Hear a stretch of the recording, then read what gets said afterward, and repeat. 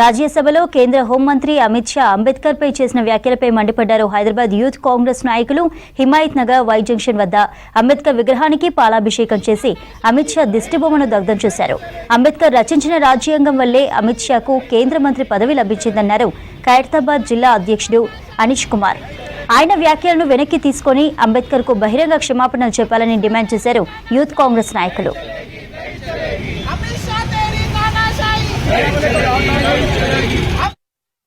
అంబేద్కర్ యొక్క సిద్ధాంత ప్రకారం ఈరోజు తెలంగాణ రాష్ట్రం ఏర్పడ్డది. ఈ తెలంగాణ రాష్ట్రంలో మనమంతా కూడా ఉన్నాం ఈ రోజు అంటే అంబేద్కర్ చలువనే.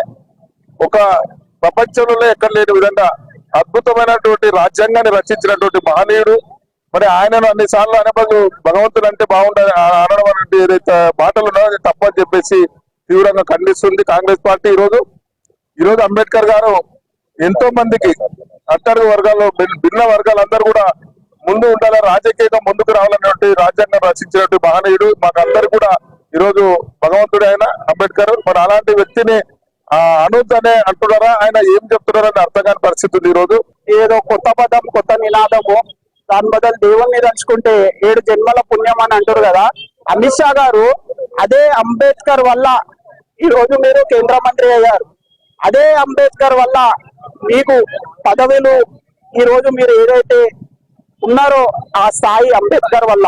మీరు అంటున్నారు కదా అంబేద్కర్ ని కలిస్తే ఏం కాదు, దేవుణ్ణి కలిస్తే 7 జన్మల పుణ్యం అన్న దొరుకుతుందని. 7 జన్మలు ఎత్తినా ఒకవేళ అంబేద్కర్ గారు లేకపోయి ఉంటే 7 జన్మలు ఎత్తినా మీకు ఇలాంటి కేంద్ర పదవి రాకపోతుండే. అసలు మిమ్మల్ని ఎవరో కూడా గుర్తించకపోతుండే. అంబేద్కర్ గారి పుణ్యమా ఈ రోజు మీరు కేంద్ర మంత్రి అయ్యారు.